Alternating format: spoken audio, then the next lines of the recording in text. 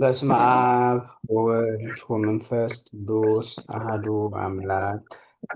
በስመ አብ ወወልድ ወመንፈስ ቅዱስ አሐዱ አምላክ። በስመ አብ ወወልድ ወመንፈስ ቅዱስ አሐዱ አምላክ አሜን።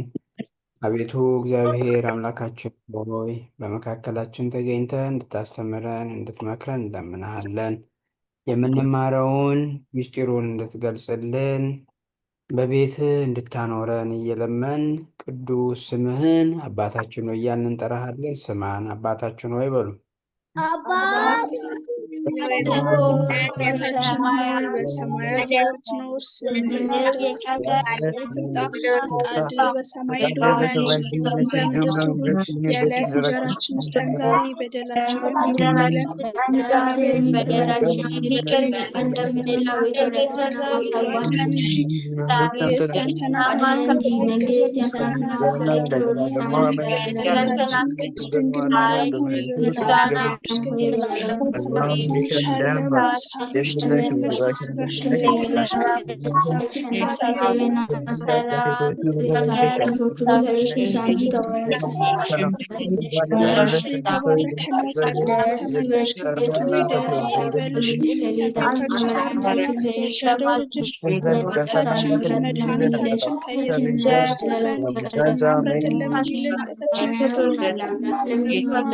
ከመድኃኒታችን ከኢየሱስ ክርስቶስ ዘንድ ይቅርታና ምሕረትን ለምኝልን ኃጢአታችንን ያስተሰርይልን ኢየሱስ ክርስቶስ ኃጢአታችንን ያስተሰርይልን ለዘላለሙ።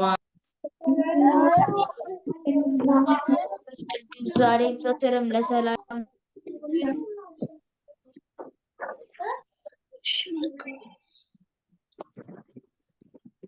አሜን። ስለ ጸሎቱ የጸሎቱ ባለቤት እግዚአብሔር አምላካችን ስሙ የተመሰገነ ይሁን። አሜን አሜን። እሺ፣ የዛሬውን ትምህርታችን ከመጀመራችን በፊት አዲስ ሰዎች ካሉ እንተዋወቃለን። አዲስ የገቡ ልጆች አሉ? አዎ። እሺ፣ እነማን ናቸው? ራሳችሁን አስተዋውቁ። እኔ ሀኑን አሸናፊ ይባላለሁ። ማናችን? እሺ፣ ቬኔሲያ። ሌላ?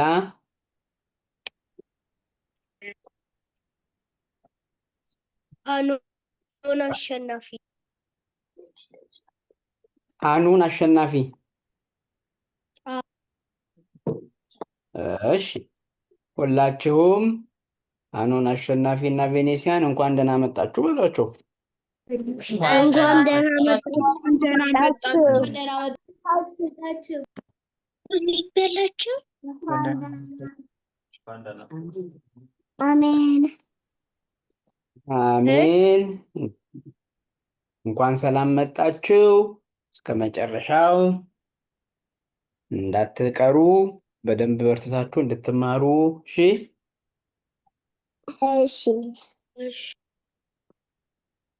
እሺ። ስለዚህ የዛሬውን ትምህርታችንን እንቀጥላለን። የዛሬውን ትምህርታችንን ከመጀመራችን በፊት እስኪ ከዚህ በፊት የተማርነው የሚያስታውሰን ማን ነው?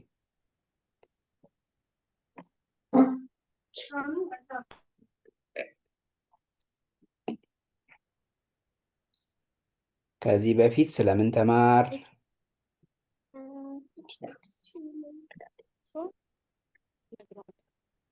እግዚአብሔር ማን ነው? እግዚአብሔር ማን ነው? እሺ፣ ሌላ? እሺ፣ ነብሩክ? የእግዚአብሔር ማንነት። የእግዚአብሔር ማንነት። ጥሩ። አሮን? የእግዚአብሔር ስም። እግዚአብሔር ስም። ጥሩ። እሺ፣ ነይዶም? የእግዚአብሔር ባህሪያት። የእግዚአብሔር ባህሪያት። በጣም ጥሩ። እግዚአብሔር ሁሉ ጌታ እንደሆነ። እግዚአብሔር የሁሉ ጌታ እንደሆነ። እሺ፣ እነ ቅዱስ? ስለ አምላክ አስማት ወይም ስለ አምላክ ስሞች ስለ አምላክ ስሞች ወይም አስማተ አምላክ። በጣም ጥሩ። እሺ እንሄዶም። እግዚአብሔር መንፈስ ነው። እግዚአብሔር መንፈስ ነው። እሺ ጥሩ። ሌላ? እግዚአብሔር ፈጣሪ ነው። እግዚአብሔር ፈጣሪ ነው። በጣም ጥሩ። እሺ ሌላ ይቀራል? በባለፈው ሳምንት ስለመዘመር የተማርነው አረገ በስብዓት ነው። ከዛ በፊት ደግሞ ስለ እግዚአብሔር ማለት በጣም ጥሩ። ባለፈው ሳምንት መዝሙር አጥንተናል ስለ ዕርገት፣ ከዚያ ደግሞ ስለ እግዚአብሔር ተምረናል። በጣም ጥሩ። እሺ በጣም ጥሩ። ለሁላችሁም ቃሎት ያሰማልን።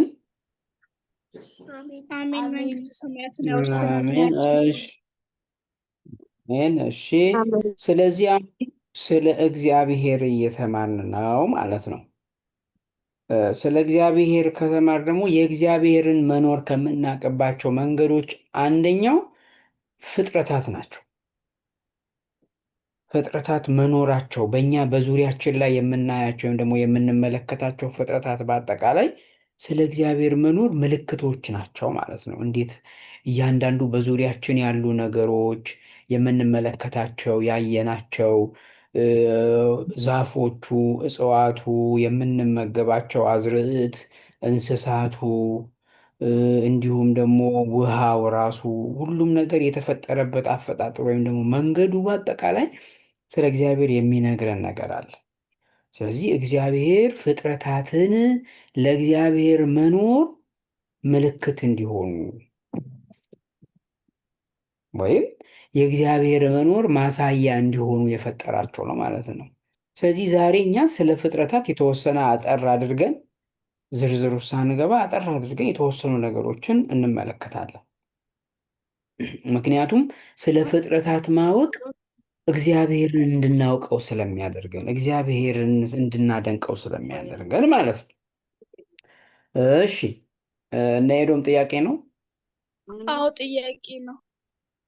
እሺ በመጀመሪያ ስንጀምር እግዚአብሔር መኖሩን ከምናውቅበት መንገድ አንዱ ፍጥረታት በአካባቢያችን መኖራቸው ነው ብለዋል እና በአካባቢያችን ያሉት ፍጥረታት እየጠፉ በመጡ ቁጥር ያለው ምልክት ምንን ያሳየናል? ጥሩ ጥያቄ ነው። እንግዲህ በዙሪያችን ያሉ ነገሮች ወይም ደግሞ በዙሪያችን የምንመለከታቸው ፍጥረታት እየጠፉ በሄዱ ቁጥር ያው እግዚአብሔር የፈጠራቸው ፍጥረታት መወገዳቸው የሰው ልጅ ለነዚህ ኃላፊነት እንዲወስድ ያደርጋል። ነገር ግን እኛ ልናያቸው የምንችላቸው ነገሮች፣ እኛ በዓይናችን ልንመለከታቸው የምንችላቸው ነገሮች መጥፋታቸው በዓይናችን የማናያቸው ነገሮች የሉም ማለት ግን አይደለም። ስለዚህ እነዚያን መመልከት እንችላለን። ለምሳሌ በዓይን የማይታዩ ማይክሮስኮፒክ የሆኑ ነገሮች አሉ አንደኛ። ሁለተኛ ደግሞ በዓይናችን ባናየውም ደግሞ አየር አለ በዙሪያችን አይደል? ስለዚህ አየር ካለ እኛ የምንተነፍሰው ሰዎች አለን ማለት ነው። ስለዚህ እኛ የምንተነፍሰው ሰዎች ካለን ሰዎችን አይተን አሁን ለምሳሌ ሰውን ስትመለከቱ እያንዳንዱ ሰው በተለያየ መልኩ መፈጠሩ እግዚአብሔር ውብ አድርጎ ነገሮችን እንዴት እንደሚሰራ እንመለከታለን ማለት ነው። ስለዚህ በአካባቢያችን የምናውቃቸውና እኛ የምናያቸው ተፈጥሮ ወይም ደግሞ ፍጥረታት ቢኖሩም ባይኖሩም የእግዚአብሔርን መኖር ያሳየናል። ምክንያቱም እኛ የተፈጠርንበት መንገድ ራሱ ፍጥረት እንደመሆናችን እኛ ስለ እግዚአብሔር ስለሚነግረን ማለት ነው። ግልጽ ነው? አዎ አመሰግናለሁ። እሺ ከዚያ ባሻገር ግን እግዚአብሔር ፈጥሮ የሰጠንን ፍጥረታት ደግሞ መንከባከብ እንዳለብን ያሳያል ማለት ነው። በእኛ የምንመለከታቸው ተፈጥሮ በዙሪያችን ያሉ ነገሮች እየጠፉ ከሄዱ ኃላፊነቱ በእኛ እጅ እንዳለ፣ ለመጥፋታቸው ምክንያት እኛ እንዳንሆን መጠንቀቅ ያስፈልገናል ማለት ነው።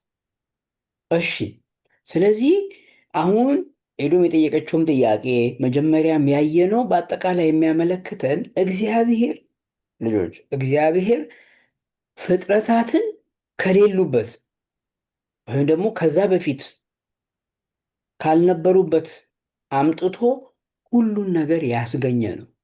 አንድ ነገር ማወቅ ያለባችሁ ጉዳይ አለ።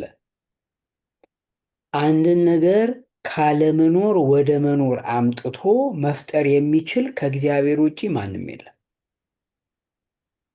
ምን ማለት ነው ይሄ? የሰው ልጅ አዲስ ነገር ያገኛል እንጂ አይፈጥርም። ገብቷችኋል? ኢንቨንት ማድረግ እና ክሪኤት ማድረግ ይለያያል። ሰው ኢንቨንት ሊያደርግ ይችላል፣ ማለትም አንድን ነገር ሊያገኝ ይችላል። ክሪኤት ማድረግ ግን አይችልም። ምክንያቱም ክሪኤት ማድረግ የእግዚአብሔር ወይም ደግሞ መፍጠር የእግዚአብሔር ስራ ብቻ ነው። ምክንያቱም የሌለን ነገር ማምጣት ማለት ነው። የሰው ልጅ የሌለን ነገር ማምጣት አይችልም። ይሄ ማለት ምን ማለት መሰላችሁ? አንድ ሰው የሆነ አዲስ ነገር ሲያመጣ ስትመለከቱ በዚያን ሰዓት ከዚያ በፊት እኛ ልንደርስበት ስላልቻል እኛ ልናውቀው ስላልቻል ከኛ ተሰውሮ የቀረ ነው እንጂ አዲስ ነገር አይደለም ማለት ነው። አያችሁ? ስለዚህ አንድን ነገር ፍጥረታትን ካለመኖር ወደ መኖር ያመጣ የሁሉ ፈጣሪ እግዚአብሔር ነው። እግዚአብሔርም ታዲያ እነዚህን ፍጥረታት ካለመኖር ወደ መኖር አምጥቶ ፍጥረታትን ሲፈጥራቸው በ6 ቀናት ነው የፈጠረው። ከ7ቱ ቀናት ውስጥ ከ7ቱ ዕለታት ውስጥ እግዚአብሔር በ6ቱ ቀናት ነው ፍጥረታትን የፈጠረው ማለት ነው። እሺ ማርኮን እና ሶሊያና ጥያቄ ነው። መምህር ለምሳሌ ሰው እኮ የፈጠረው ደብተርም ሰው ነው የፈጠረው አዎ እኮ። መምህር ሰው እኮ የሚፈጥረው ነገር አለ። አዎ ይኸውላችሁ አሁን ጥሩ ጥያቄ ነው። ሰው ደብተር ከዛ በፊት ሰው ለምሳሌ ማርኮ እንዳነሳው ደብተር ለምሳሌ ብንወስድ ሰው ደብተር እንዴት እንደሚሰራ ከዛ በፊት አያውቅም ነበር። ነገር ግን የሰው ልጅ ያን ደብተር የሚሰራው ከዛፍ ከቅርፊቱ ከዛፍ ላይ ወስዶ በደንብ አድርጎ አቅጥኖ ሰርቶት ወይም ደግሞ ፍቆት በጥብጦት በተለየ መልኩ ለጥፎት ጠፍጣፋ ካደረገው በኋላ አድርቆት ነው የሚሰራው። ስለዚህ ደብተርን የሰራው የሰው ልጅ ተፈጥሮ ካለ ነገር ላይ ወስዶት ነው ማለት ነው። የገባችሁ ነው? ካለ ነገር ላይ ወስዶ ከጊዜ በኋላ ያን ነገር እንዴት መጠቀም እንደሚችል አወቀ ማለት ነው። አሁን ለምሳሌ እናንተ ልጅ እያላችሁ የምታውቁት ነገር እና እያደጋችሁ ስትሄዱ የምታውቁት ነገር አንድ አይነት ነው? አይደለም። አዎ እያደጋችሁ ስትሄድ የምታውቁት ነገር እየጨመረ ይሄዳል። ስለዚህ ሰውም ደግሞ እውቀቱን እግዚአብሔር የሰጠውን እውቀቱን እየተጠቀመ ሲሄድ የሚያውቀው የሚያገኘው ነገር እየጨመረ ይሄዳል ማለት ነው። ስለዚህ አሁን ሰው ደብተር እንዴት መስራት እንደሚችል ማርኮን ባነሳው ምሳሌ ማለት ነው። ሰው ደብተር እንዴት መስራት እንደሚችል አወቀ እና ደብተር እንዴት መስራት እንደሚቻል አገኘ እንጂ አልፈጠርም። ምክንያቱም ደብተርን የሰራው ካለው ነገር ስለሆነ። ስለዚህ ያንን አዲስ ነገር የማወቅ ችሎታ የማወቅ እውቀት ይኖረዋል እንጂ ሰው እያደገ ሲሄድ ከፍ እያለ ሲሄድ አዲስ ነገር የማወቅ እድል እየፈጠረ ይሄዳል እንጂ አዲስ የሆነ ነገር ከዚህ በፊት የሌለ እግዚአብሔር የማያውቀው ነገር አልፈጠረም ማለት ነው። እሺ ናሆም፣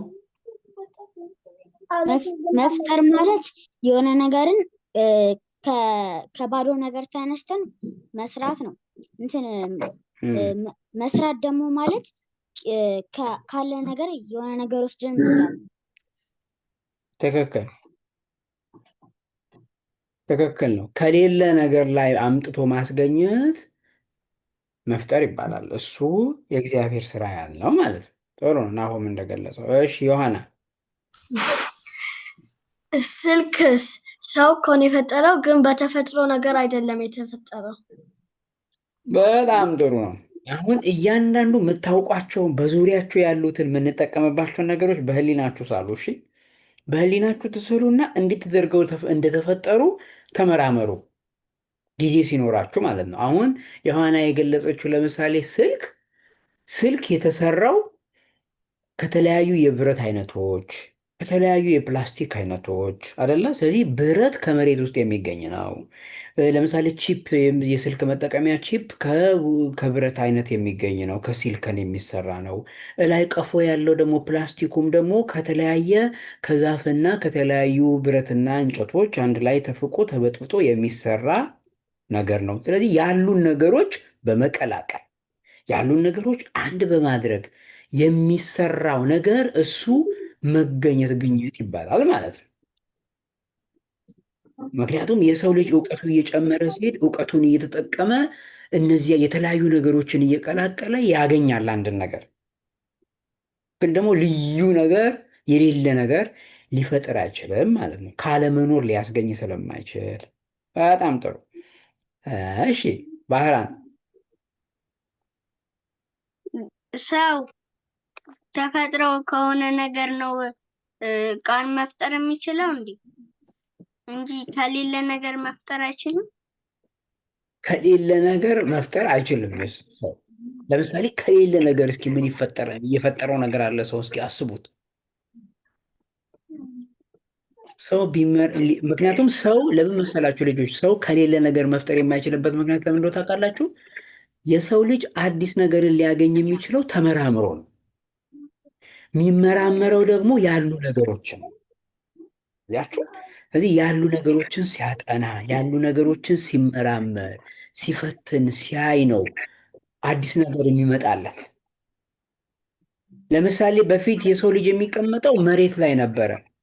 ከዛ መሬት ላይ እየተቀመጠ ቆየና እስኪ እንዲህ አድርጌ ደግሞ የሆነች ነገር እኮ አንድ ላይ ባስደግፍ ድጋፍ ይሆነኛል አለና ከዚያ ቀስ እያለ እንጨትን ከእንጨት ጋር እያደራረበ በእንጨት ላይ መቀመጥ ጀመረ። መጀመሪያ በድንጋይ ከዛ በእንጨት ላይ ከዚያ ደግሞ ኦኬ እንጨቱን ደግሞ አሁን እንዲያድርጌ ብቀጣጥለው ደግሞ የተሻለ ከኋላ ብደገፍበት የተሻለ። ስለዚህ ያሉ ነገሮችን ሀሳቡ የሚያጋጥሙት ችግሮች እውቀቱ እየጨመረ መሄዱ አዳዲስ ነገሮችን እንዲያመጣ ያደርገዋል ማለት ነው። እነዚህ አዳዲስ ነገሮች ከምንም ከሌለ ነገር የተፈጠሩ ግን አይደለም፣ በምርምር የሚገኙ ናቸው ማለት ነው።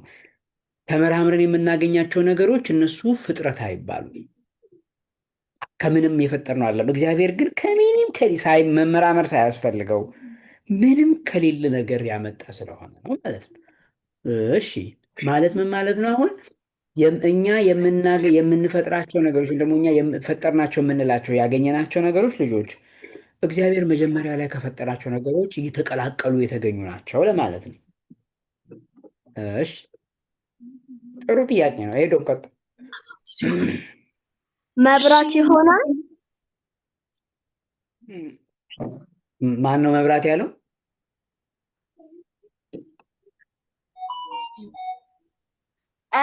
መብራት።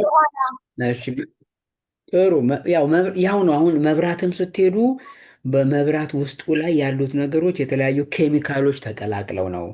የመብራት አምፖል ደግሞ የተሰራው ከተለያየ የብረት አይነት ነው። የአምፖል አናቱ ላይ ያለውም ብረት ነው። አያችሁ፣ ያሉ ነገሮችን መቀላቀል ነው ማለት ነው ያለ ነው ነገር። ስለዚህ አሁን ብረት ስንል ከመሬት ነው የሚገኘው። መሬት ደግሞ እግዚአብሔር የፈጠረው ነው አይደል? አፈር እንደዛ እያለ ይሄዳል ማለት ነው። እሺ ጥሩ። ኤዶም ቀጥይ። እሺ አመሰግናለሁ። በእግዚአብሔር ከሰራው ቀጥሎ ሰው ይፈጥራል ስል ባገኘው ነገር ይመራመራል። ግን ያንን ሲሰራ ከዛ በፊት እግዚአብሔር ስለሰራው ወይም ደግሞ ያንን ነገር ሲመራመር እግዚአብሔር ስለረዳው ሰው ነው የሰራው ተብሎ ነው የሚታመነው ወይስ እግዚአብሔር ነው የሰራው ተብሎ ነው የሚታመነው? ጥሩ ጥያቄ ነው። የሰው ልጅ የአንድን ነገር ተመራምሮ እንዲያገኝና እንዲያውቀው የሚችልበትን እውቀት የሚሰጠው እግዚአብሔር ነው። ስለዚህ የዚያ የተገኘው ነገር እውቀቱን የሚሰጠው እግዚአብሔር ነው። ያን ነገር ግን ተመራምሮ ያገኘው ሰው ነው ወይም ግለሰቡ ነው። እዚህ ጋር ለምን መሰላችሁ? እንድትጠነቀቁ ነው። እዚህ ጋር ልጆች በደንብ አስተውሉልኝ። አንድ ሰው እግዚአብሔር የሰጠውን እውቀት ተጠቅሞ ለሰው ልጆች የሚጠቅም ነገር ሊፈጥር ይችላል። እግዚአብሔር የሰጠውን እውቀት ተጠቅሞ ደግሞ የሰው ልጆችን የሚጎዳ ፍጥረትም ደግሞ የሚጎዳ ነገርም ደግሞ ሊፈጥር ይችላል ወይም ደግሞ ሊሰራ ይችላል። ያ ማለት ግን ያ መጥፎ ነገር የፈጠረው እግዚአብሔር ነው ማለት ግን አይደለም።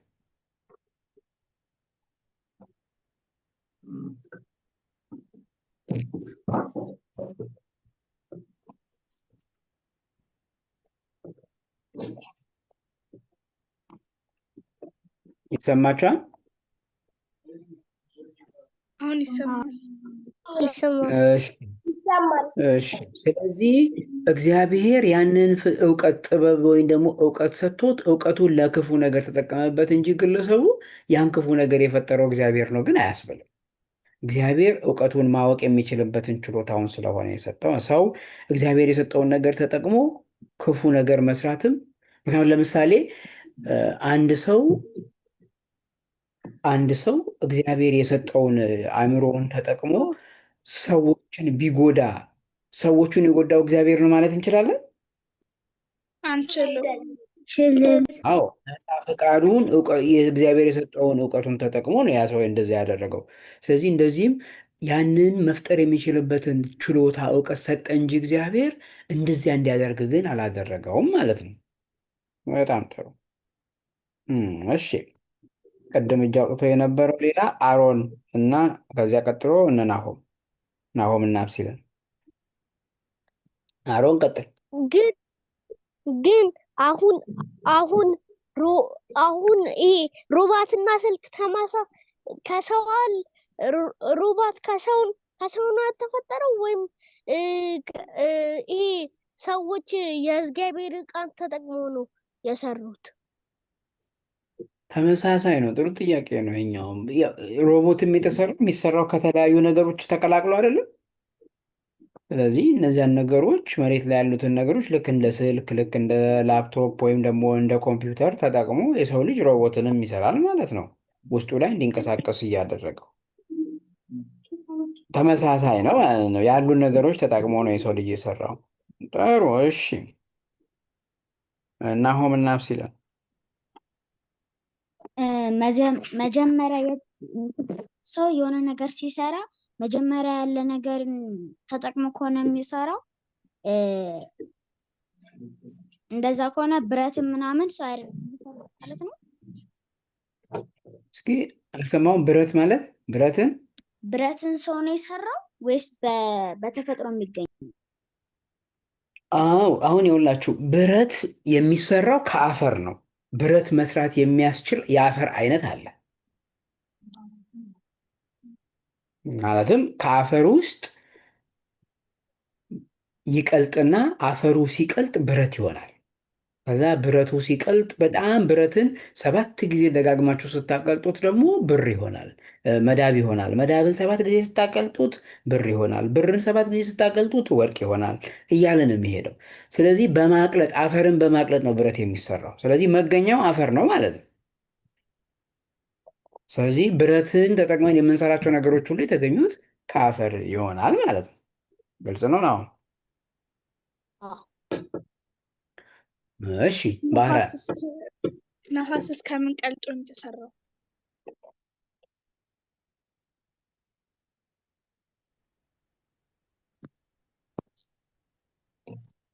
ግን እዚህ ጋር እግዚአብሔር የፈጠረው ነገር ሰው እንዲፈጥር ያስችሏል ማለት ነው።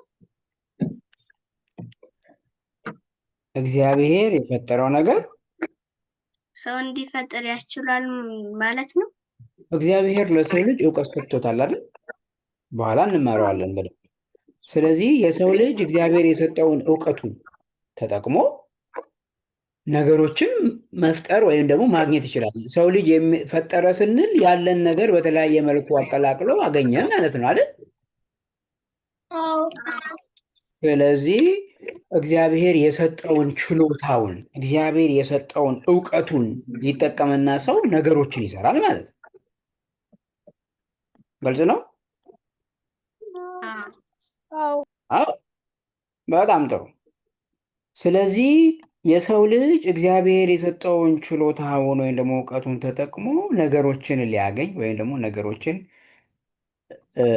ሊፈጥራቸው ማለትም መፍጠር ሲባል እግዚአብሔር እንደሚፈጥረው ካለመኖር ከሌለ ነገር ሳይሆን ያሉ ነገሮችን እየቀላቀለ ሊያገኝ ይችላል ማለት ነው። እግዚአብሔር ግን ከዚህ በተለየ መልኩ ከሌለ ምንም ታስቦ ከማይተው ከዛ በፊት ምንም ነገር ስለሌለ ከእግዚአብሔር በፊት ምንም ነገር የለም። ከእግዚአብሔር በፊት የነበረው እግዚአብሔር ነው። እግዚአብሔር በነበረ ሰዓትም እግዚአብሔር ነው ያለው። ከዛ ፍጥረታትንም ከፈጠረ በኋላ እግዚአብሔር አለ ማለት ነው። ታዲያ ምን መሰላችሁ? እንዲህ የኖረ እግዚአብሔር ፍጥረታትን ካሉት ከፈጠራቸው 7 ቀናት ውስጥ በ6 ቀናት ውስጥ ፈጠረ። ይህንን እንዳትረሱ። እግዚአብሔር ፍጥረታትን የፈጠረው በመጀመሪያዎቹ 6 ቀናት ነው። በእነዚህ በመጀመሪያዎቹ 6 ቀናት ውስጥ እግዚአብሔር የፈጠራቸው ፍጥረታት አሉ። እግዚአብሔር በእነዚህ በ6 ቀናት በእያንዳንዱ የ6 ቀናት ከዚህ በፊት የተማራችሁ ልጆች ታስታውሳላችሁ። በእያንዳንዱ በ6ቱ ቀናት ውስጥ እግዚአብሔር የፈጠራቸው ፍጥረታት አንድ ላይ ስትደምሯቸው ቁጥራቸው ስንት ነው? አይነት በአይነት ማለት ነው። ስንት ነው የተባባልነው? በጣም ጥሩ። 22 አዎ፣ በአይነት ሲቆጠሩ 22 አይነት ፍጥረታትን ፈጥሯል እግዚአብሔር ከተፈጠሩበት ሁኔታ ተነስቶ ማለት ነው። ከመኖሪያቸው ከተፈጠሩበት ስፍራ ከተለያዩ ነገሮች ተነስቶ እግዚአብሔር የፈጠራቸው የፍጥረት አይነታት 22 አይነት ናቸው። ይህን እንዳትረሱ። በእነዚህ 6 ቀናት ውስጥ ማለት ነው እግዚአብሔር መጀመሪያ መፍጠር የጀመረበት ቀን እሁድ ነው። ምክንያቱም እሁድ የመጀመሪያ ቀን ስለሆነ አሃዱ ማለት የመጀመሪያ ስለሆነ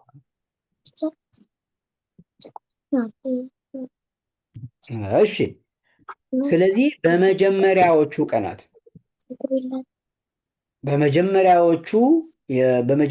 የእሁድ ቀን በዚህ የመጀመሪያው ቀን ማለት ነው እግዚአብሔር 8 ፍጥረታትን ፈጥሯል። በደንብ ስሙ። 8 ፍጥረት ነው የፈጠረው እግዚአብሔር በእሁድ ቀን ማለት ነው።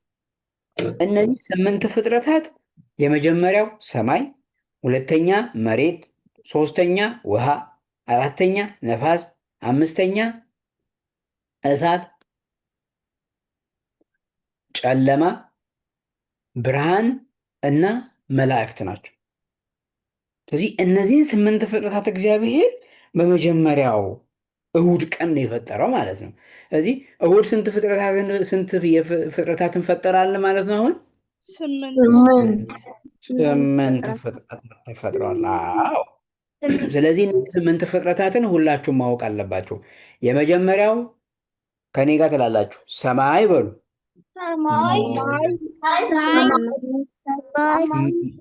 መሬት፣ ውሃ፣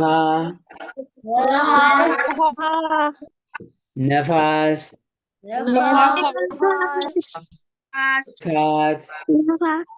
እሳት፣ ጨለማ፣ ብርሃን፣ መላእክት። አሁን ይህንን መርሳት የለባችሁ። እዚህ ጋር ምን መሰላችሁ? በደንብ እስኪ አሁን በደንብ አድርጋችሁ ልቦናችሁን ወደ እኔ አድርጉና አድምጡኝ። ከነዚህ 8 ፍጥረታት ውስጥ ልጆች ከነዚህ 8 ፍጥረታት ውስጥ 4ቱ የሁሉም ፍጥረታት መገኛ ናቸው። እነዚህ 8ቱን እግዚአብሔር ዝም ብሎ ነው የፈጠራቸው። ማለትም ከሌለ ነገር ነው ያመጣቸው። ከዚያ በኋላ ከእሁድ በኋላ የሚፈጠሩትን ፍጥረታት ግን ልጆች ከእሁድ በኋላ የሚፈጠሩትን ፍጥረታት የፈጠረው ከ4ቱ መሰረታዊ ነገሮች ናቸው። ከ4ቱ መሰረታዊ ነገሮች ሌሎቹን ፍጥረታት ፈጥሯል ማለት ነው። እነዚህ አራቱ መሰረታዊ ፍጥረታት ያልናቸው የሚያስታውስ አለ? በፊት የተማራችሁ ልጆች እስኪ ማይክ ውሰዱና ተናገሩ። አንድ የሚያስታውስ። እሺ ሄዶ መሬት፣ ውሃ፣ ነፋስ፣ እሳት። በጣም ጎበዝ። ቃሎት ያሰማልን። አጨብጭቡላት። በጣም ጎበዝ። አዎ እነዚህ አራቱ መሬት፣ ውሃ፣ ነፋስ፣ እሳት የሁሉም ፍጥረት መገኛ ናቸው። ከዚህ ነው የተፈጠሩት። ሁሉም ከዚህ በኋላ የተፈጠሩት ከእሑድ በኋላ የተፈጠሩት ፍጥረታት በአጠቃላይ የተገኙት ከነዚህ አራት ነገሮች ነው ማለት ነው። ምን ምንድን ናቸው አልን? መሬት በሉ፣ መሬት፣ ውሃ፣ ነፋስ፣ ነፋስ፣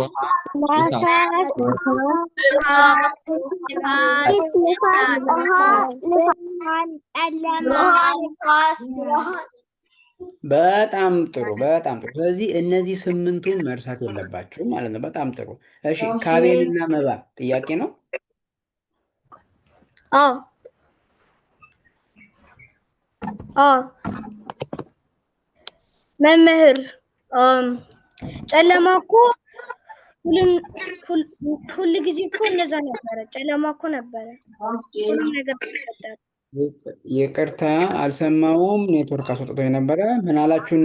ካቤንና መባ ጨለማ እኮ ሁል ጊዜ ጨለማ ነበረ። ጨለማ እኮ እንዴት ነው የሚፈጠረው? ጨለማ እንዴት ነው የሚፈጠረው? ጨለማ እንዴት ነው የተፈጠረው? በጣም ጥሩ። አሁን እንዴት መሰላችሁ? ስለ ፍጥረታት ስንነጋገር ወይም ደግሞ ስለ ፍጥረታት በምንማርበት ጊዜ ማወቅ ያለብን አንድ ትልቅ ነገር አለ። ሲመሻ አሁን ይጨልማል ወይስ አይጨልምም? ይጨልማል። ይጨልማል አይደለ? ሲመሽ ይጨልማል ማለት ጨለማ እየመጣ ይሄዳል ማለት ነው አይደል? አዎ። ከዚያ ደግሞ ይነጋል። ሲነጋ ደግሞ ብርሃን ይሆናል አይደል? አዎ። ስለዚህ ብርሃንም እየመጣ ይሄዳል ማለት ነው። ስለዚህ ጨለማ እየመጣ መሄድ ከሆነ ብርሃንም እየመጣ የሚሄድ ከሆነ አያችሁ፣ ጨለማ እራሱ የተፈጠረ ነገር ነው ማለት ነው። ከዛ በፊት የሌለ ነገር ነው። በእግዚአብሔር ዘንድ ወይም ደግሞ እግዚአብሔር ጋር ጨለማ፣ ብርሃን የሚባሉ ነገሮች አሁን እኛ የምናውቃቸው እነዚህ ነገሮች በፊት ላይ የሌሉ ደግሞ ያልፈጠራቸው ነገሮች በኋላ ሲፈጥራቸው አሁን እየመጡ የሚሄዱ ነገሮችን በአጠቃላይ እግዚአብሔር አስገኛቸው። ሲጨልም ብርሃን ሲሆን እኛ እንድናውቃቸው ተደረጉ ማለት ነው። ግልጽ ነው። ስለዚህ እየመጣ መሄድ ከሆነ ጨለማ የተፈጠረ ነው ማለት ነው። እግዚአብሔር የሚያዘው ከእግዚአብሔር የተገኘ ነው ማለት ነው። ግልጽ ነው መባ?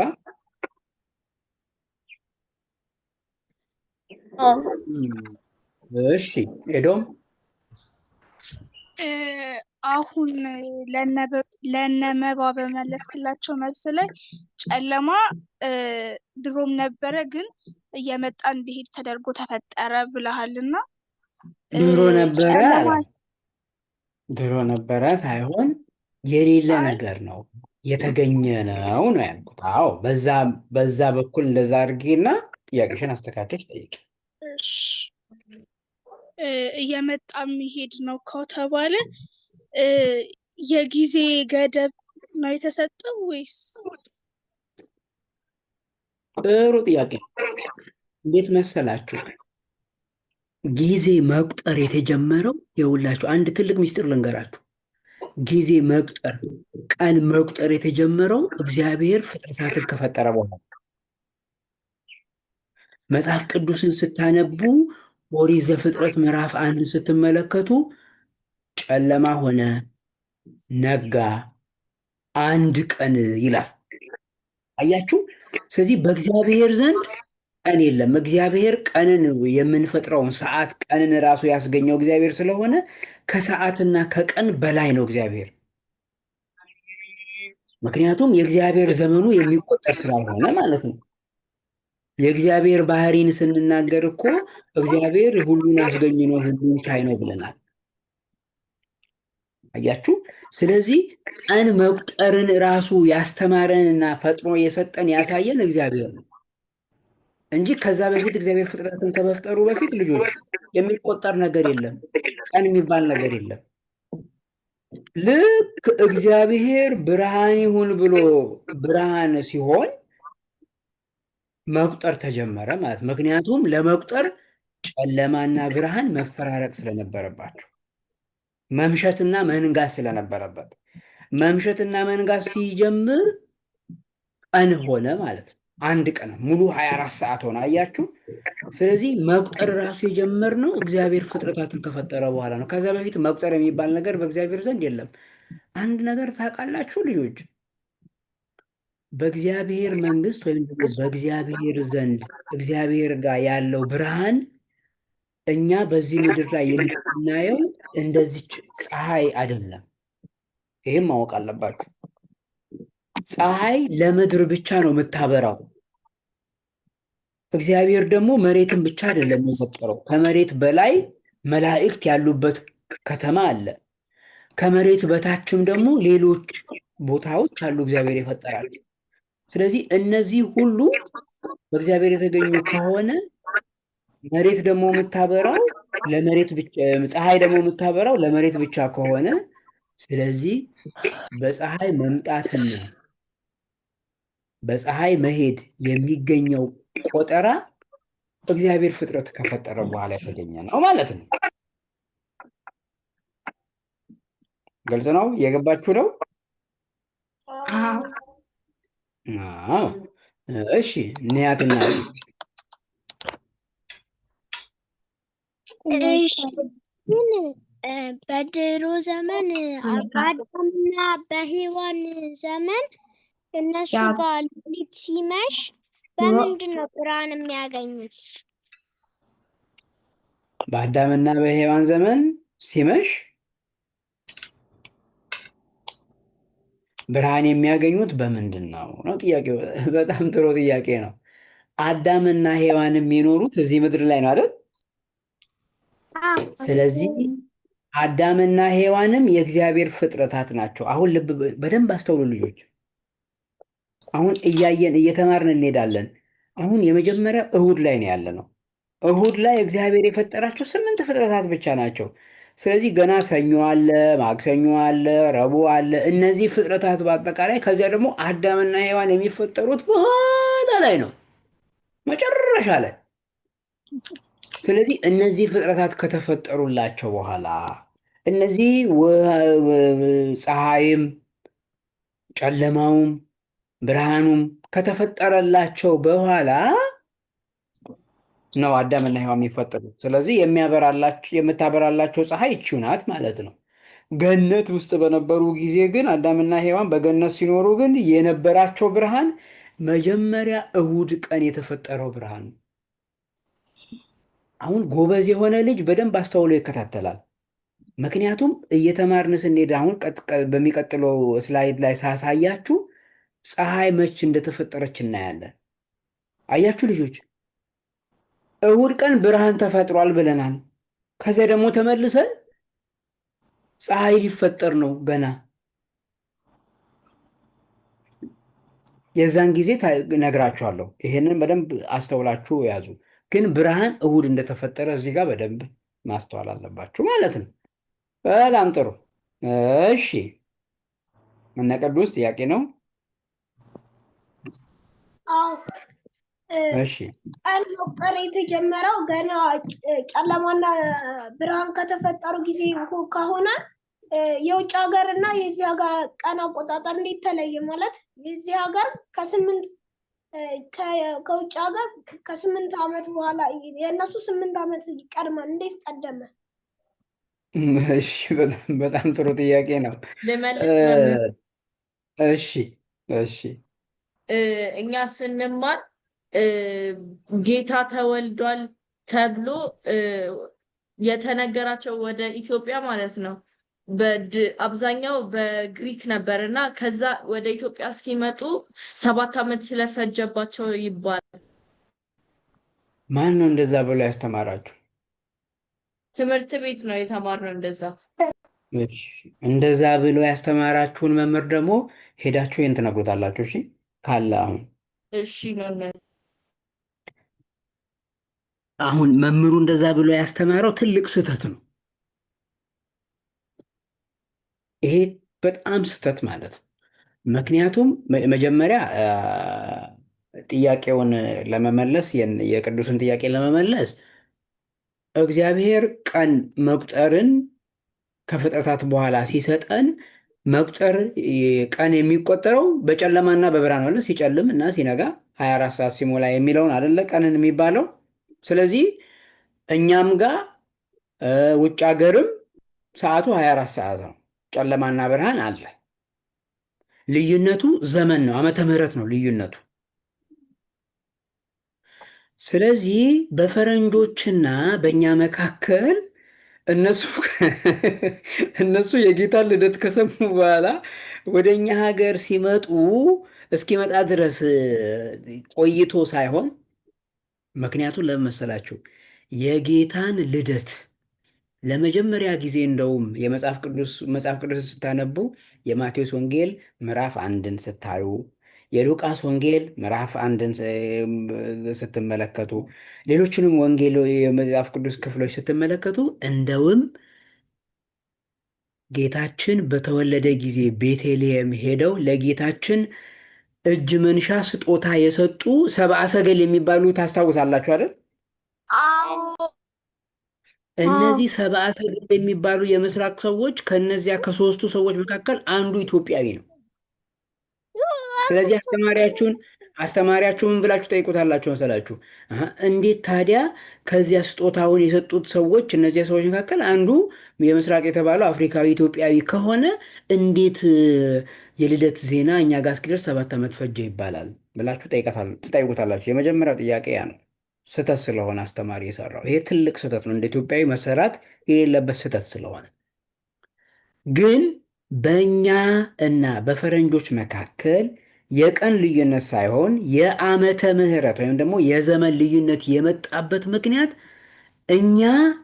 እኛ ዓመተ ምሕረት መቁጠር የምንጀምረው እግዚአብሔር ፍጥረትን ፈጠረ ብለን ከምናምንበት ቀን ጀምሮ ማለትም ከፍጥረታት መፈጠር ጀምሮ ያለውን ካልኩሌት አድርገን ነው። ፈረንጆች ግን መቁጠር የሚጀምሩት ከጌታችን ልደት ጀምሮ ስለነበረ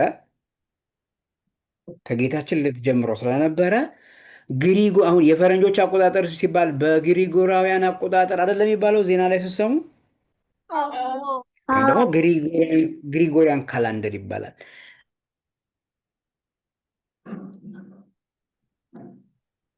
እነሱ ጋር ብዙ ነገር ቀድሞ ስለተፈጠረ ነው የነሱ የቀደመው። እንደዛ ከሆነ እኛ እኮ ነው መንቃት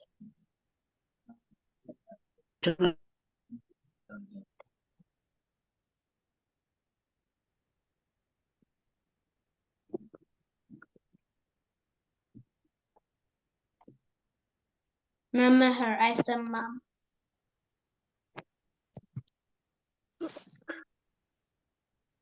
መምህር ድምፅህ አይሰማም።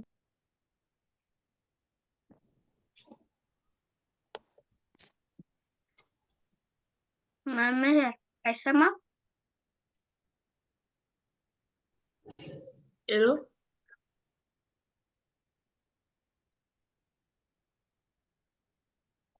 ሄሎ መምህር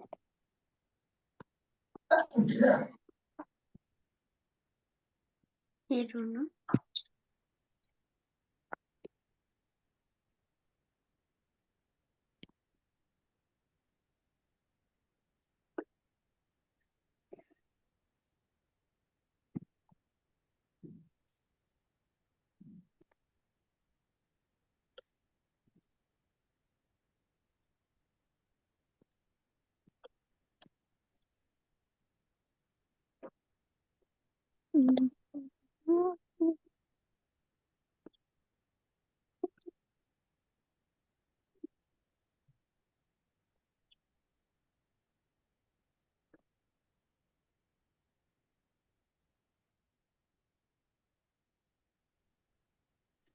ይሰማችኋል? አዎ ይሰማል። እሺ ይቅርታ፣ ኔትወርክ በጣም እያስቸገረኝ ነበረ። አሁን በደንብ ስሙኝ።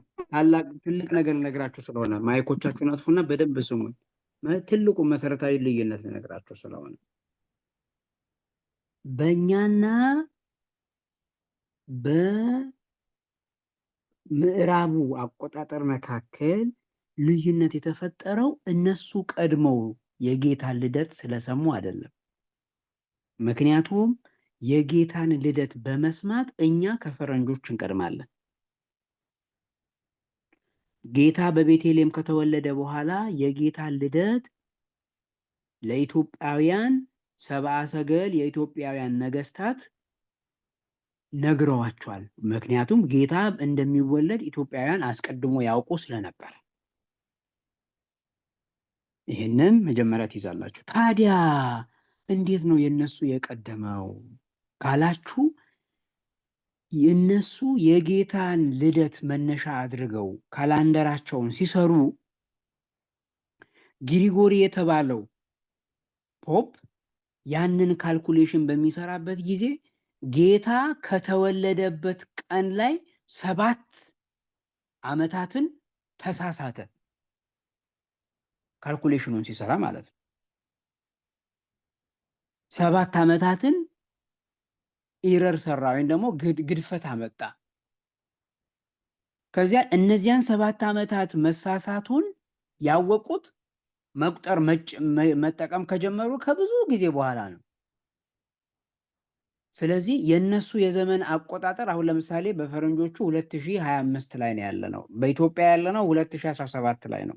በትክክለኛው የዘመን አቆጣጠር ከፍጥረታት አንስቶ የጌታን ልደት ይዞ አሁን ያለንበት ጊዜ ድረስ ያለውን አቆጣጠር ተከትሎ ያለውን ካላንደር ትክክለኛውን ካላንደር የምንጠቀመው እኛ ብቻ ነን። እኛና የግብፅ ቤተክርስቲያን ወይም ደግሞ እነዚህ የክርስቶስን ልደት በደንብ ያወቁት ማለት ነው። ስለዚህ የፈረንጆቹ 7 ዓመት ስህተት የፈጠረበት ምክንያት ያ ግሪጎሪ የተባለው ሰው ካልኩሌሽኑን ሲሰራ በሰራው ስህተት ነው እንጂ እነሱ ስለቀደሙ አይደለም። የጌታን ልደት ከመስማትም ጋር የተገናኘ አይደለም። ምክንያቱም የጌታን ልደት ዓለም የሰማው በተለያየ ጊዜ ስለሆነ፣ ነገር ግን ጌታችን በተወለደ ሰዓት ሰብአ ሰገል የሚባሉት ሰዎች ወስደው እጅ መንሻ ስጦታ ለጌታችን እንደሰጡት ወርቅ፣ ዕጣን፣ ከርቤ ከሰጡት 3ቱ ሰዎች መካከል አንዱ ኢትዮጵያዊ ነው። ይሄ የቤተ ክርስቲያን ታሪክ ይነግረናል፣ መጽሐፍ ቅዱስም ይመሰክራል። ስለዚህ ይህንን ጠንቅቆ ማወቅ ያስፈልጋል ማለት ነው። የሚደንቃችሁ ነገር እኮ ኢትዮጵያውያን ያንን ዜማ እኮ በደንብ ቀድመው እንደሰሙ እኮ የምታውቁት ማለት ነው። በደንብ ስሙኝ።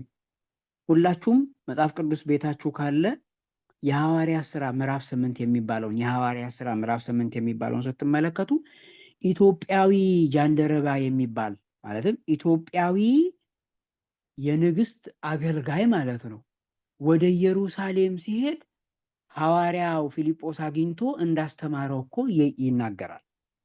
ይሄ ጌታ ከተወለደ በኋላ በ34 ዓመተ ምህረት ኢትዮጵያውያን ይመላለሱ ነበር ማለት ነው ወደ ኢየሩሳሌም። አያችሁ፣ ስለዚህ ኢትዮጵያውያን ኢየሩሳሌም ይሄዱ ነበር። ስለዚህ በአጭሩ የፈረንጆቹ አቆጣጠር ከኛው ጋር የተለየው እነሱ ግሪጎሪያን ካላንደር እንደሚሉት ግሪጎር የተባለው ሰው የነሱን የዘመን አቆጣጠር ስሌት በሚሰራበት ጊዜ በሰራው የ7 ዓመት ግድፈት ወይም ደግሞ የ7 ዓመት ስህተት ምክንያት ነው ማለት ነው። ግልጽ ነው? ተረድታችኋል? አዎ አዎ እንጂ የጌታን ልደት ከመስማት ጋር የሚገናኝ አይደለም። እንደዚህ አይነት ስህተቶችን መምህራን ሲናገሩ ስትሰሙ በስነ ስርዓቱ የምታውቁትን መምህር ይሄ እኮ እንደዚህ ነው ብላችሁ ማስረዳት አለባችሁ ከአሁን በኋላ። እሺ፣ ያው የምትማሩት ለማሳወቅም ስለሆነ። እሺ አዎ፣ በጣም ጥሩ ጥያቄ ነው። እሺ፣ እንቀጥል። ሰዓታችን ሄዷል።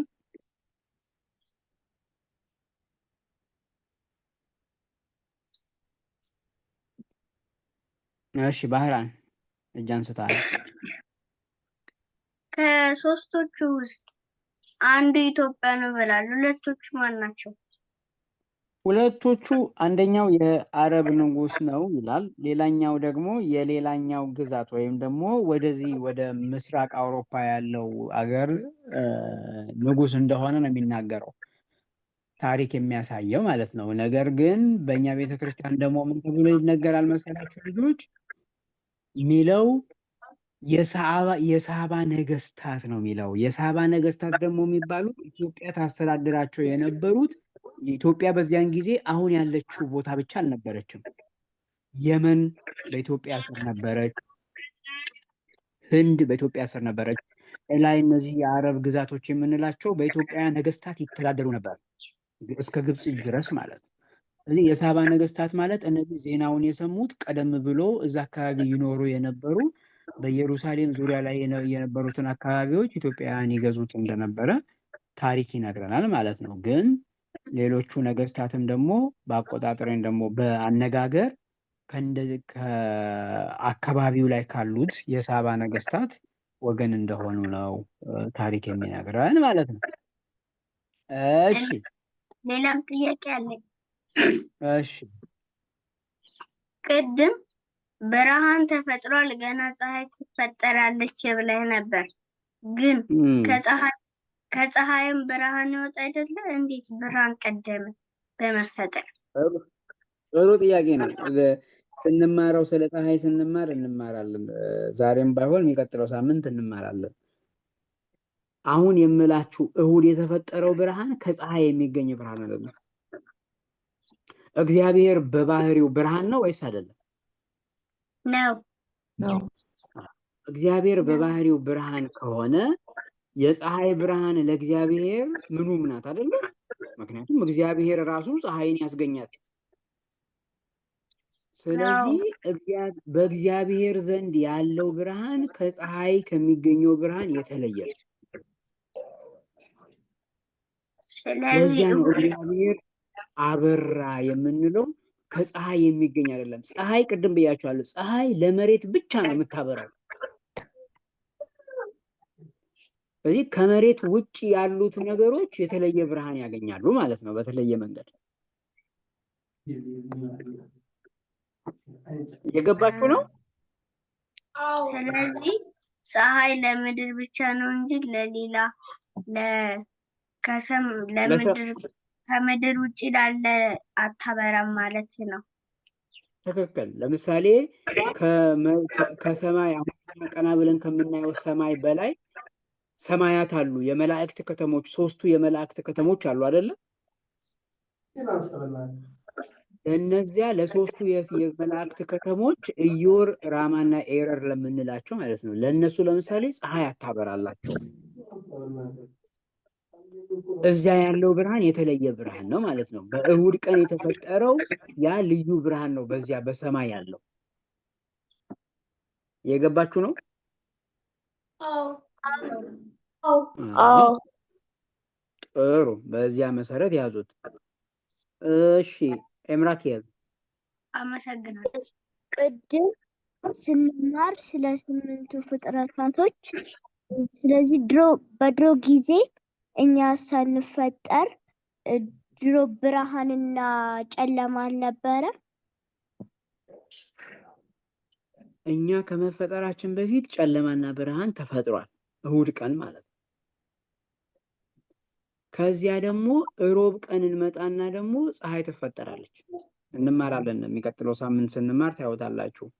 ከዚያ አሁን እኛ ላይ በምድር ላይ የነበረው ጨለማ ፀሐይ ብርሃኗን ስታወጣ ተወገደ ማለት ነው። ብርሃንና እኛ ከመፈጠራችን በፊት ጨለማም ብርሃንም ነበረ። ምክንያቱም ሰው የሚፈጠረው በኋላ ስለሆነ ማለት ነው። በኋላ ላይ ነው ሰው የሚፈጠረው። ከዛ ሰው ከመፈጠሩ በፊት ግን ጨለማም ብርሃንም እግዚአብሔር ፈጥሮ ነበር። ምክንያቱም ጨለማም ብርሃንም እግዚአብሔር የፈጠረው እሁድ ቀን ስለሆነ ማለት ነው። ግልጽ ነው? አዎ። እሺ ማርኮን ምር ጨለማና ብርሃን እነሱም ሳይፈጠሩ ምን ነበር? ጨለማና ብርሃን ሳይፈጠሩ በፊት እግዚአብሔር ነበር እኮ። ምድርስ የለችም፣ አልተፈጠረችም። ገና መሬት ገና አልተፈጠረችም። ምክንያቱም እሁድ ቀን አይደለም የተፈጠረችው መሬት። ከዛ በፊት የለችም ማለት ነው። መምህር ግን እኮ ምንም ነገር ሳይሰራ በፊት የነበረው እግዚአብሔርና ጨለማ ነበር። አንድ በአንድ እሺ፣ ናሆም ቀጥል። ግን እኮ ምንም ነገር ሳይፈጠር በፊት የነበረው ጨለማና እግዚአብሔር ብቻ ነበር። ጨለማ አልነበረም። ጨለማ ገና አልተፈጠረም። ምክንያቱም ከተፈጠሩት እሁድ ከተፈጠሩት 8 ፍጥረታት መካከል አንዱ ምንድን ነው? ጨለማ ነው። ጨለማ ተፈጠረ ካልን ከዛ በፊት ጨለማ የሚባል ነገር የለም ማለት ነው አይደል? አዎ። እሱን ወቁ። እሱን በደንብ ተረዱ። ጨለማ እሁድ ተፈጠረ ካልን፣ ስለዚህ እሁድ መጀመሪያ ቀን ላይ ጨለማ ከተፈጠረ ካልን ተፈጠረ ካልን ከዛ በፊት የለም ማለት ነው አይደል? እግዚአብሔር ብቻ ነው የነበረው። በቃ እግዚአብሔር ብቻ። እግዚአብሔር እንዴት ነው የነበረው የሚለውን ደግሞ አናውቅም። እግዚአብሔር በባህሪው ልዩ ባህሪ ስላለው ልናውቀው የሚገባውን ነገር እግዚአብሔር ስለ ባህሪው እሱ የገለጠልንን እንነጋገራለን ተባብለናል። ባለፈው የተማማርነው የገለጠልንን ያክል ማለት ነው። ምክንያቱም እኛ የፈጠረንን እግዚአብሔር ተመራምረን ልንደርስበት ስለማንችል። ለምሳሌ እናንተ በእጃችሁ ላይ የያዛችሁት ስልክ በሰው ነው የተፈጠረው አይደለም? አዎ። አዲስ ስልክ ገዝታችሁ ኦን አድርጋችሁት ሴቲንጉን አስተካክላችሁ መጠቀም ካልጀመራችሁ በስተቀር ስልኩ በራሱ ምን ጥቅም አለው እንዴ? የለውም። ስለዚህ ሰውም እግዚአብሔር ነው የፈጠረው። እኛ የፈጠረንን እግዚአብሔር ወደ ላይ መመርመር አንችልም ማለት ነው። ግልጽ ነው? አዎ። አዎ። እሺ ቀጥሉ። ምን ነበረ? ቆይ አንዴ ተራ በተራ ሶሊያና ቀጥይ። መምህር ቅድም እሳትን እግዚአብሔር የሚፈጠረው ብለናል። ግን እኮ እሳት የሚፈጠረው በክብሪት ነው። ጥሩ ጥያቄ ነው። መልስላት። እሺ ቀጥል ባህራን። ክብሪት ሰው ሰራሽ ስለሆነ እሳት ደግሞ እግዚአብሔር የፈጠረው ስለሆነ በሁለቱም መንገድ ሊገኝ ይችላል። ግን እግዚአብሔር የፈጠረ ይቀድማል እና ክብሪት ደግሞ ሰው ሰራሽ። ትክክል። ጥሩ አድርጎ መልሷል ባህራን። ጎበዝ፣ ቃሎት ያሰማላል። ክብሪትን የሰራው ማን ነው? መምህር ሰው። ቆይ አንዴ ቆይ፣ ዮሐና ቆይ ተረጋጋ። ክብሪትን የሰራው ማን ነው? ሰው ነው። ክብሪት የተገኘው የሰው ልጅ ክብሪትን ያገኘው ከጊዜ በኋላ ነው። ክብሪት ከመኖሩ በፊት ሰው እሳትን ከምን ያገኝ ነበረ? ድንጋይ እያፋጨ እንጨቶችን እያደረገ ያገኝ ነበር አይደለ? አዎ። ስለዚህ እሳትን ከነዚህ ነገሮች እንዲገኝ ቅድም ብያችኋለሁ። በደንብ ስሙኝ። ሌላ ስራ መሰሩ አቁሙና በደንብ ስሙኝ። ቅድም ብያችኋለሁ። ሌሎቹ ፍጥረታት በአጠቃላይ የተገኙት ከመሰረታዊ ከአራቱ ነገሮች ነው። እሳት፣ መሬት፣ ነፋስ፣ ውሃ ብያችኋለሁ። አያችሁ? ስለዚህ እያንዳንዱ ነገር ውስጥ እሳት አለ።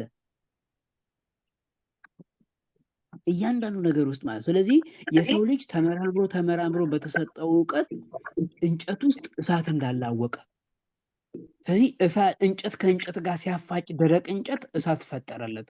ድንጋይ ውስጥ እሳት አለ። ስለዚህ ድንጋይን ከድንጋይ ጋር ሲያፋጭ እሳት ፈጠረለት። አያችሁ?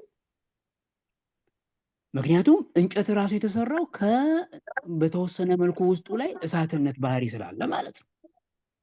ስለዚህ እግዚአብሔር እሳትን ፈጠረ ስንል እኛ ይሄ የምናነደውን እሳት ሳይሆን የእሳት ባህሪ ፈጠረ ማለት ነው።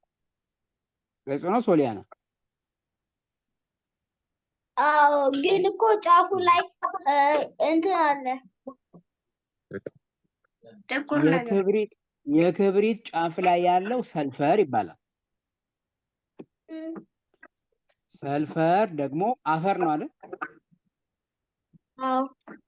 ስለዚህ አፈር ውስጥ ካለው ነገር ውስጥ መቀጣጠያ ነው። ያ የክብሪት ጫፍ አፈር ውስጥ ያለ ማቀጣጠያ ነው እንጂ እሳት ከሚገኝባቸው መንገዶች አንዱ ነው ማለት ነው። እሺ፣ አመሰግናለሁ።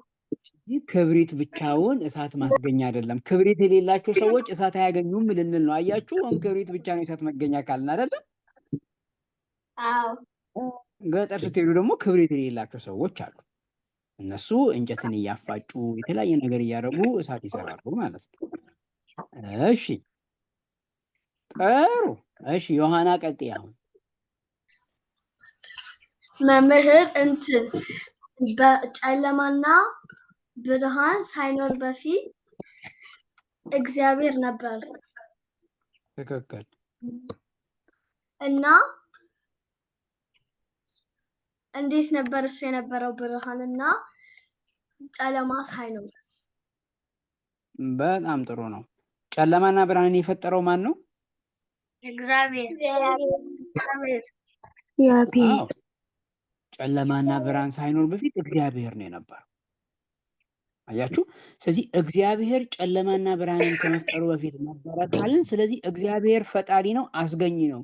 እግዚአብሔር በራሱ ባህሪ እንደ ራሱ ነበረ። ምክንያቱም እሱ ፈጣሪ ስለሆነ ማለት ነው አይደል?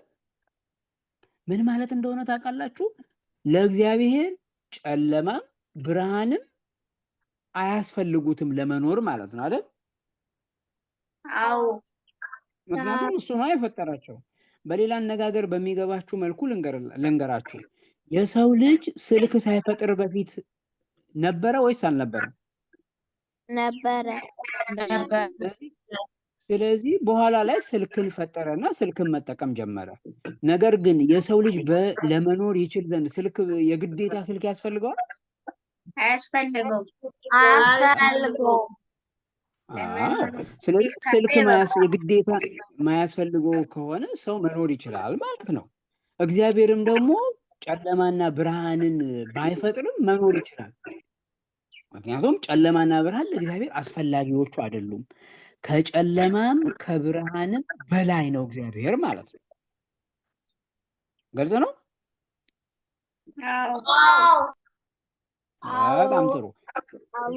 እነዚህ ነገሮች በደንብ ጠንቅቆ ማወቅ ያስፈልጋል ማለት ነው። ስለዚህ እሁድ ስንት ፍጥረታት ተፈጠሩ ተባባልን? 8። እነዚህን 8ቱን ፍጥረታት እንዳትረሷቸው፣ በደንብ አስተውሏቸው። ሳምንት እንቀጥላለን ትምህርታችንን። እነዚህን እሁድ የተፈጠሩትን 8ቱን ፍጥረታት በደንብ ማወቅ፣ እንዴት እንደተፈጠሩ እንዴት እንደተገኙ ማወቅ ይጠበቅባችኋል። ሁላችሁም በደንብ መረዳት አለባችሁ። እነዚህ 8ቱ ፍጥረታት ወሳኝ ስለሆኑ ማለት ነው። እሺ 8ቱን ፍጥረታት ከኔ ጋር እንልና እንጨርሳለን የዛሬ ትምህርታችን። ሰማይ በሉ። መሬት፣ ውሃ፣ ነፋስ፣ እሳት፣ ጨለማ፣ ብርሃን፣ መላእክት። በጣም ጥሩ። ስለዚህ እነዚህ 8ቱ የእሁድ ቀን የመጀመሪያው ቀን ፍጥረታት እግዚአብሔር መጀመሪያ ላይ የፈጠራቸው ፍጥረታት ናቸው ማለት ነው። እነዚህም መርሳት የለባችሁ። የሚቀጥለው ሳምንት ከሰኞ ጀምሮ ያለውን ደግሞ እንማራለን ማለት ነው። እሺ፣ ስለነበረን ጊዜ የጊዜ ባለቤት እግዚአብሔር አምላካችን ስሙ የተመሰገነ ይሁን። አሜን። ጸሎት ያሰማልን፣ መንግስተ ሰማያት ክርስቶስን ያስወርስ። አሜን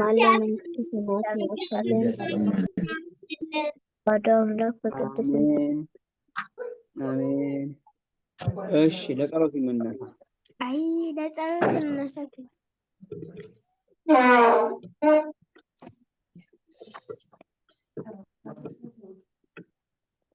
በስመ አብ ወወልድ ወመንፈስ ቅዱስ አሐዱ አምላክ አሜን። አቤቱ እግዚአብሔር አምላካችን ሆይ በመካከላችን ተገኝተህ ስላስተማርከን ስለመከርከን እናመሰግንሃለን። ቀሪውን ጊዜ ባርከህ ቀድሰህ እንድትሰጠን የሚያስፈልገንን ምስጢሩን ሁሉ እንድትገልጽልን በቤትህ እንድታኖረን እየለመንን ቅዱስ ገናና የሆነውን ስምህን አባታችን ሆይ እያልን እንጠራሃለን። ስማን አባታችን ሆይ በሉ። አባታችን ሆይ በሰማያት የምትኖር ስምህ ይቀደስ፣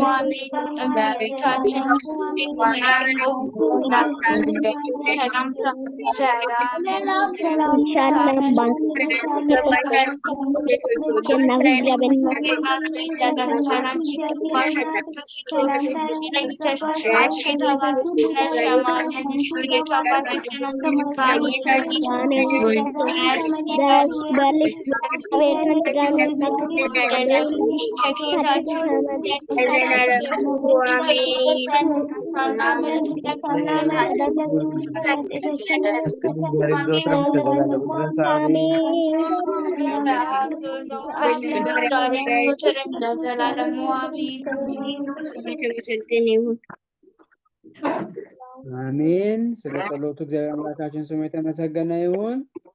አሜን አሜን። ስለነበረን ጊዜ ባለቤት እግዚአብሔር አምላካችን ክብር ምስጋና ይግባው። አሜን። የዛሬው ትምህርታችንን በዚህ እንጨርሳለን። ሳምንት እስከምንገናኝ እስከ ሳምንት መልካም ሳምንት። ቻው ቻው ሁላችሁም። ቃለ ሕይወት ያሰማል፣ መንግስተ ሰማያት አሜን።